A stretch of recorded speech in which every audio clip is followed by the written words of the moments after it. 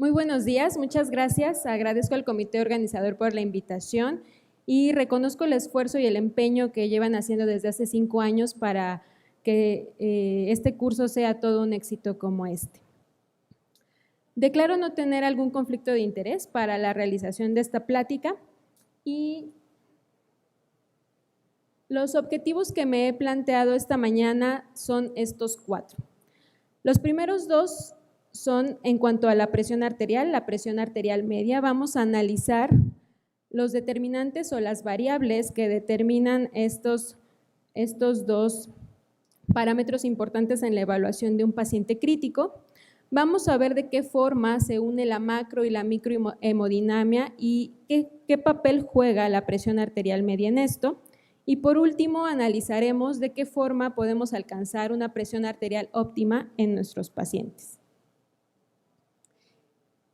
Y para comenzar, quiero que todos recordemos todas las veces que hemos evaluado a un paciente y observamos el monitor. Observamos todas las variables que se presentan ahí, vemos la frecuencia cardíaca, la frecuencia respiratoria, la oxigenación, la presión arterial. Y la mayoría de las veces o muchas veces lo que hacemos es corregir de forma aislada cada uno de estos parámetros. Si observamos que está desaturando el paciente, ponemos oxígeno. Si vemos que el paciente tiene bradicardia, ponle dopamina. Si el paciente está hipotenso, pásale una carga. Y muchas veces no nos detenemos a pensar, como bien decía el doctor Martínez, o a analizar de qué variables dependen estas variables que son importantes en la evaluación de un paciente. Y este análisis de que no nos ponemos a pensar en cuáles son los determinantes de cada una de estas variables se puso de manifiesto en este estudio. En el estudio FENIS, que muchos de nosotros, que la mayoría conoce, en el que se evaluó cuál fue la determinante para que un médico intensivista pasara un reto de volumen en un paciente. Sorprendentemente, la mayoría de los intensivistas, hasta el 59% de ellos, administró un reto de líquidos porque encontraron al paciente hipotenso. Y hasta el 43% de las veces no se utilizó ninguna variable para evaluar esta respuesta.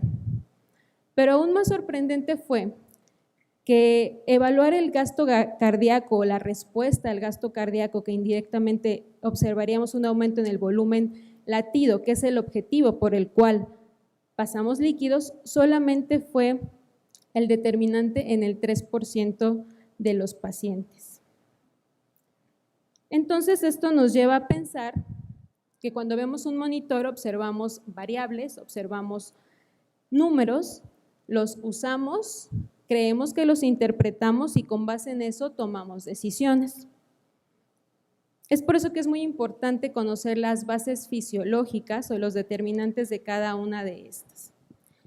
Y antes de continuar, quiero que recordemos que a lo largo de la plática el término que más vamos a utilizar va a ser el de presión, puesto que ese es el título de esta charla, la presión arterial media más allá de un valor numérico, pero como bien mencionaba el doctor Martínez, la presión no es lo importante, sino el flujo, la perfusión. Y para poder comprender los determinantes de la presión arterial, nosotros debemos entender que el sistema cardiovascular tiene ciertas características que hacen que la perfusión sea posible. En cuanto al sistema arterial, tenemos la primera característica o las primeras características que competen a la aorta, y estas son su capacidad de distensibilidad y la capacidad de elastancia. Recordando que la distensibilidad o complianza es la capacidad de cualquier cuerpo de distenderse, de aumentar su tamaño, y la elastancia es la capacidad que tiene un cuerpo de regresar a su forma original una vez que se ha quitado la presión que se ejerció en un principio. El otro determinante es la resistencia vascular, que está principalmente dada por las pequeñas arterias y las arteriolas. Esta resistencia a nivel periférico es la que determina que el flujo sanguíneo que es eyectado por el ventrículo izquierdo se distribuya de forma adecuada en todos los órganos. Y por último, el otro determinante es la gran área seccional que caracteriza a los capilares, y es gracias a esto que aseguramos una adecuada perfusión. Entonces vamos a ver en primera instancia cuáles son los determinantes de la presión arterial.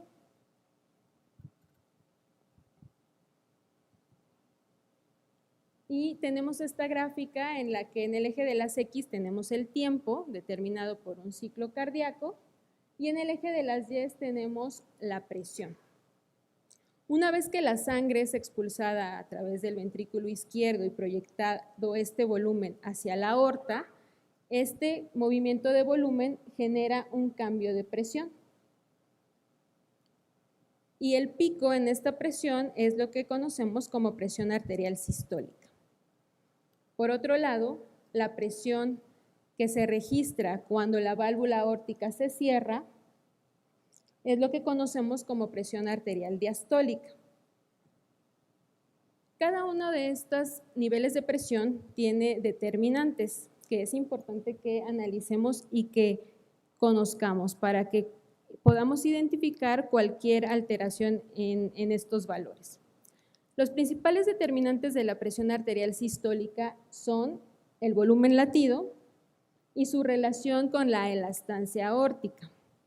Pero de igual forma, la presión arterial sistólica va en relación del volumen aórtico al inicio de la eyección, ya que si el volumen aórtico es mayor, si el volumen aórtico es mayor, cuando viene el siguiente ciclo, la presión picosistólica se incrementará. Y el volumen aórtico al inicio de la eyección también va en relación con la velocidad del flujo de salida, el flujo que se encuentra o que mueve este volumen a través de la aorta. Mientras que los determinantes de la presión arterial diastólica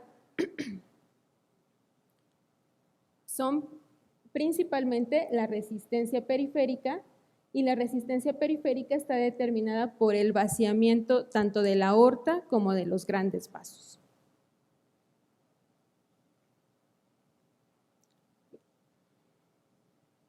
Y como podemos ver, la onda de presión arterial tiene características específicas. A simple vista, comparándola con una onda de presión ventricular, podemos ver grandes diferencias y vamos a analizar a qué se deben estas diferencias. En la imagen tenemos el bucle de la presión ventricular y arriba el de la presión arterial. Cuando la presión es tal que hace que se abra la válvula aórtica, entonces el flujo que está en el ventrículo izquierdo sale hacia la aorta y genera este cambio en la presión. Pero cuando la presión llega aproximadamente en un paciente sin patología a 100 milímetros de mercurio, la válvula aórtica se cierra y entonces cae de forma brusca la presión a nivel del ventrículo. Pero no es así en la onda de presión en la aorta. Vemos que el cambio de presión a nivel de la aorta es de forma gradual y descendente. Este descenso gradual y descendente está explicado por un efecto que se ha definido como el efecto de Wien-Kessel y vamos a explicar a continuación. En la parte superior tenemos un ventrículo izquierdo con la válvula aórtica cerrada, la aorta y en el extremo derecho las resistencias vasculares periféricas. En la parte inferior nuevamente la onda de presión ventricular acoplada a la onda de presión en la aorta. Cuando se abre la válvula aórtica, entonces el volumen que está en el ventrículo izquierdo pasa a la aorta y gracias a la capacidad que tiene en primera instancia de distensibilidad es capaz de recibir todo este volumen y moverlo para aumentar su volumen y también moverlo en sentido hacia la derecha para distribuirlo a los demás vasos. En el momento en el que se cierra la válvula aórtica, el descenso gradual de la presión es debido a que el volumen que se ha acumulado gracias a la capacidad o a la propiedad de la aorta de distensibilidad, la propia aorta es la que ahora empuja este volumen o crea el flujo que hace que la presión en la onda de presión arterial sea de forma gradual y descendente y no sea un flujo pulsátil como lo fue en la onda de presión ventricular. Y entonces veamos cómo es que se afecta la distensibilidad y la elastancia con base en las resistencias vasculares periféricas. Si la resistencia vascular periférica aumenta, entonces el flujo o el movimiento de la sangre de la aorta hacia la periferia va a ser más lento. El paso a través de los vasos para llegar a los órganos va a ser más lento debido al aumento de la resistencia. Por lo tanto, cuando llega un nuevo ciclo cardíaco y la válvula aórtica se vuelve a abrir, el volumen que sale del ventrículo izquierdo hacia la aorta va a encontrar una aorta distendida o de mayor tamaño. Por lo tanto, la onda de presión que vimos que era descendente y progresiva va a ser mayor. Y ocurrirá lo contrario si la resistencia vascular periférica se encuentra disminuida. Si la resistencia vascular periférica desciende, entonces el flujo va a ser más rápido y el volumen que eyecta el ventrículo izquierdo hacia la aorta en el siguiente ciclo cardíaco, entonces va a encontrar una aorta con una menor presión.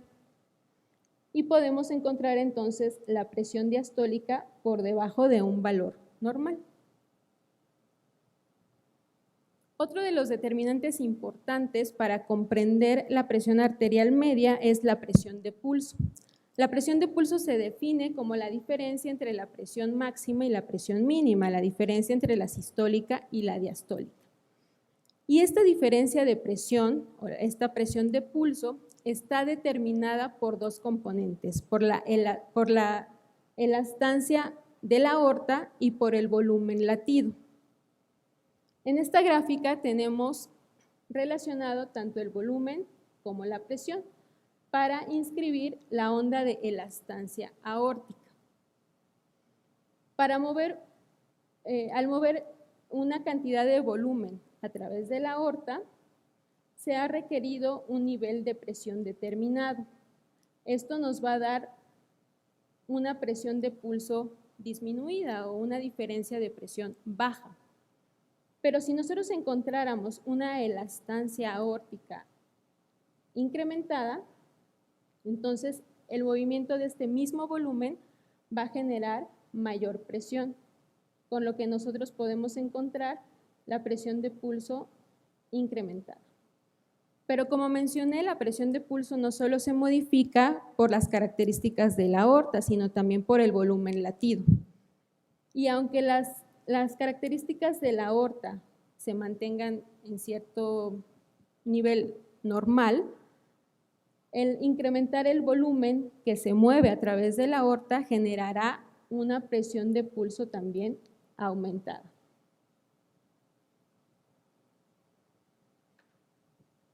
Y por último, la presión arterial media.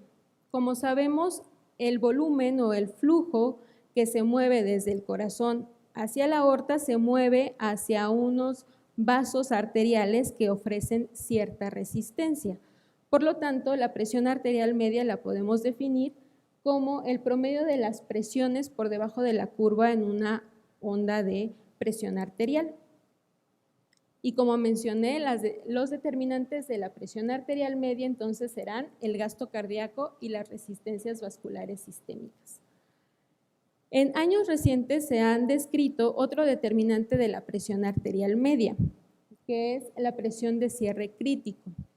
Esta presión de cierre crítico solamente se ha investigado en modelos animales, no es posible investigarlo en un paciente a la cabecera de este, pero se define como la presión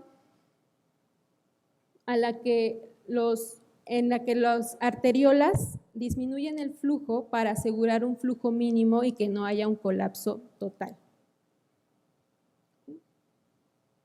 Entonces, comprendiendo las determinantes o los determinantes de la presión arterial media, podemos entender que la relación de estos puede compensarse para mantener un nivel de presión arterial media óptimo. Y esto lo vemos en la siguiente gráfica. En el eje de las X tenemos gasto cardíaco y en el eje de las Y tenemos presión arterial media. Para un gasto cardíaco dado y una resistencia vascular sistémica normal, tenemos una presión arterial media específica. Si por alguna razón el gasto cardíaco disminuyera, las resistencias vasculares sistémicas tienen que aumentar para mantener un nivel de presión arterial media igual que en condiciones normales. Y al contrario, si las resistencias vasculares sistémicas disminuyeran, el gasto cardíaco tiene que aumentar para mantener el mismo nivel de presión arterial media. Analizando de esta forma esta gráfica, podemos comprender que tanto el gasto cardíaco como las resistencias vasculares sistémicas son variables independientes y la variable dependiente es la presión arterial media. Y aunque tengamos en mente que estas dos variables forman parte o determinan la presión arterial media, no debemos perder de vista que cada una de estas variables dependen de otras. Y es así como mantener la presión arterial media requiere de mecanismos de autorregulación que determinan a cada una de estas variables. Y entonces aquí tenemos la presión arterial media, el gasto cardíaco y las resistencias vasculares sistémicas. Y vamos a ver lo que sucede cuando disminuye la presión arterial media. Si disminuye la presión arterial media, ya nos comentaba el doctor Corrales, se echan a andar ciertos mecanismos. Uno de ellos es la activación de los vasoreceptores y el sistema renina-angiotensina. Cuando los vasoreceptores se activan, disminuye la actividad parasimpática y aumenta la actividad simpática, con el objetivo de aumentar la frecuencia cardíaca, aumentar el inotropismo y cronotropismo y causar vasoconstricción y venoconstricción. Este aumento en el cronotropismo e inotropismo tienen la finalidad de aumentar el volumen latido. Aumentar el volumen latido y la frecuencia cardíaca nos dará un incremento en el gasto cardíaco. Y la vasoconstricción y venoconstricción van a definir el aumento en las resistencias vasculares sistémicas. La activación del sistema renina-angiotensina-aldosterona va a causar vasoconstricción, mientras que la venoconstricción tiene la finalidad de aumentar el volumen diastólico final, aumentando el retorno venoso y con esto también incrementando el volumen latido. Todo esto para aumentar las resistencias, aumentar el gasto cardíaco y así aumentar la presión arterial media. Estos mecanismos de compensación se dan en un medio que abarca la macrohemodinamia y todo sería muy fácil si solo tuviéramos que cumplir un nivel de presión arterial media. Pero como ya comentaba el doctor Martínez, presión arterial media óptima no significa una adecuada perfusión. Y como les mencioné al principio, quiero que recuerden que presión no es igual a flujo o perfusión y ese es nuestro objetivo siempre que abordamos a un paciente. Debemos pensar entonces en la presión arterial media como el comportamiento de todos estos componentes o todas estas variables en la macrohemodinamia y la perfusión como el componente o el resultado de lo que sucede en la microhemodinamia.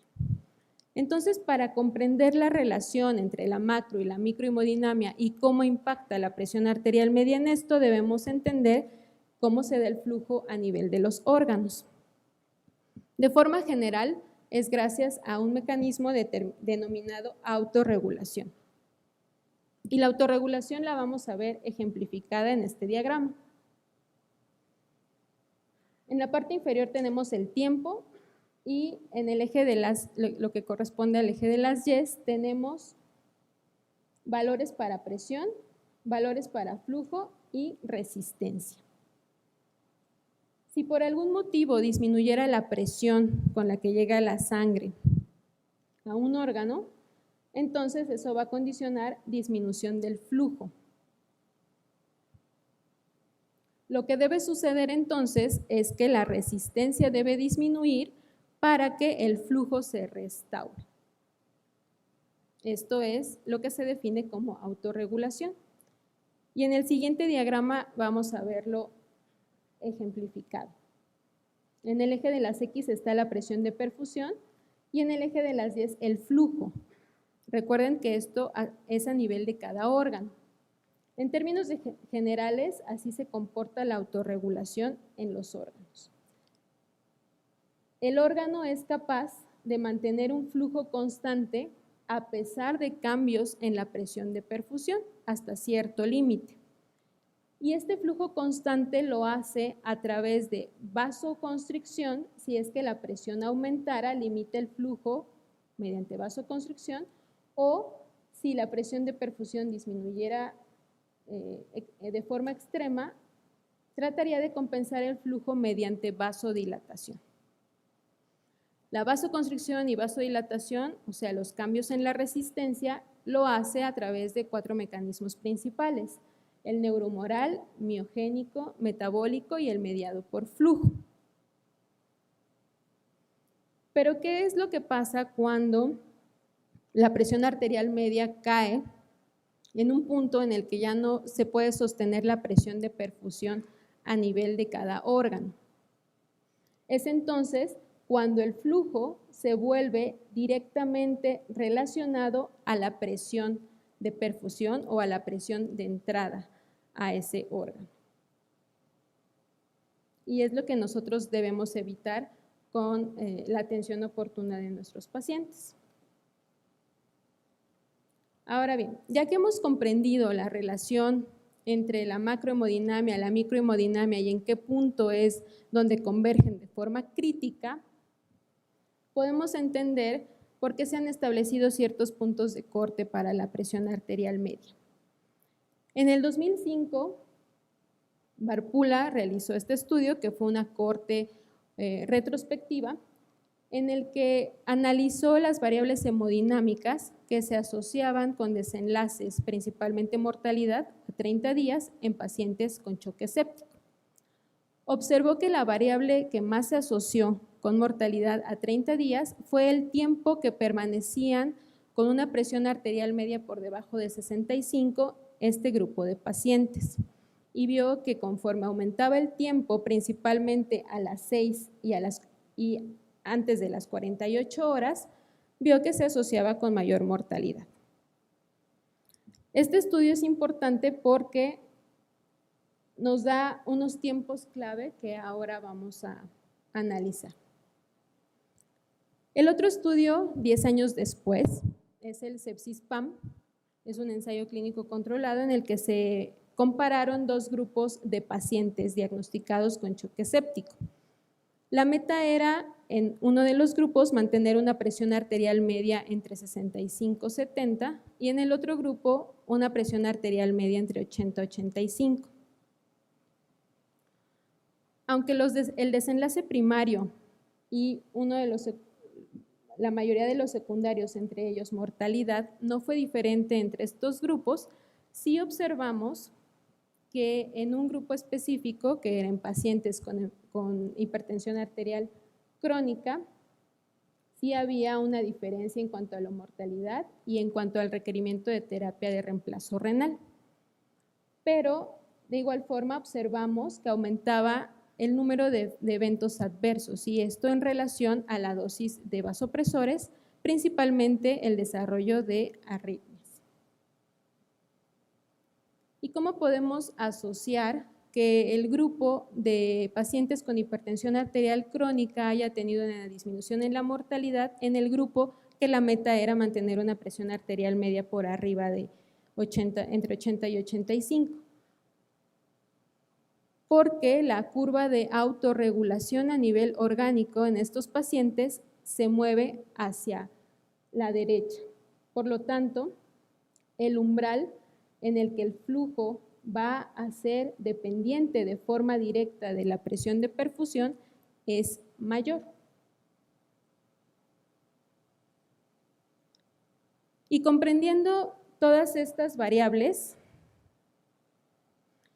y con este estudio en el que se demostró que entre grupos de pacientes, específicamente pacientes con enfermedad, con hipertensión arterial crónica, a un paciente sin hipertensión arterial crónica, la meta de presión arterial era diferente, también entendimos, gracias a muchos otros estudios, que incluso en el mismo paciente, a través del tiempo, la meta de presión arterial media incluso podría diferir. Es así como el doctor de Baker propone un abordaje poniéndonos como meta la presión arterial media con base en las fases de la reanimación de un paciente. Y tenemos que el paciente se puede presentar con estado de choque y en la primera fase, que es la fase de rescate o de reanimación, debemos mantener la vida del paciente, por eso es la fase de rescate. Entonces, la administración de líquidos y vasopresores es una decisión adecuada. El objetivo, con base en los estudios que se han hecho, siempre en las primeras 24, 48 horas, principalmente 24 horas, va a ser mantener una presión arterial media por arriba de 65. Si con esta presión arterial media aseguráramos una perfusión tisular adecuada, esto siendo evaluado con los parámetros que ya hemos comentado previamente, que ya nos comentó ampliamente el doctor Martínez, entonces podríamos pasar a las otras fases, a la fase de estabilización y desescalar el tratamiento con líquidos. Siempre buscando disminuir la dosis de vasopresor y llevando un balance negativo al paciente. Si la presión arterial media fuera de 65, pero observáramos aún datos de hipoperfusión o compromiso en la perfusión tisular, entonces observamos o evaluamos si el paciente es respondedor a volumen y los administramos. Si esto restaura la perfusión tisular, entonces pasamos a las otras etapas. Pero si esto no fuera suficiente, entonces agregamos inotrópicos si es que el gasto cardíaco es lo que está condicionando una inadecuada perfusión a nivel tisular. Si esto no mejora la perfusión tisular del paciente, entonces debemos considerar aumentar el nivel de presión arterial, porque como mencionamos, incluso en el mismo paciente, a través del tiempo, pueden variar nuestras metas de presión. Siempre debemos considerar regresar a una presión arterial media de 65 y evaluar si hay alteraciones en la microcirculación. ¿Qué queremos decir con esto? ¿Cuál es el mensaje con este diagrama? Que la presión arterial media no es una meta, sino la perfusión a nivel tisular. Las formas que tenemos para evaluar la perfusión tisular son muchas, tenemos muchas herramientas, las herramientas clínicas, bioquímicas, estudios de laboratorio, otras evaluaciones, pero si la presión arterial media yo la puedo tener en 70, pero no observo una adecuada perfusión tisular, entonces no es una presión arterial media adecuada para ese paciente. Siempre la meta será entonces la perfusión. Para concluir, estos son los mensajes que quiero que llevemos a casa. Los determinantes de la presión arterial media es la interacción de estas dos variables, el gasto cardíaco y las resistencias vasculares sistémicas.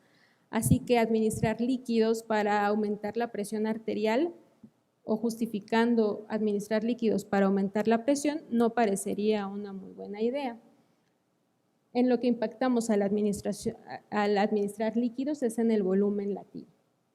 La presión arterial media inicial en las primeras horas, idealmente en las primeras 48 horas, de acuerdo a los consensos, aún sigue siendo mantener la presión arterial media arriba de 65, individualizándola posteriormente, evaluando siempre la perfusión arterial. Por lo tanto, el último mensaje es el más importante de esta charla y es lograr una presión arterial media que me asegure el flujo a nivel de los órganos. Eso es todo por mi parte y muchas gracias por su atención.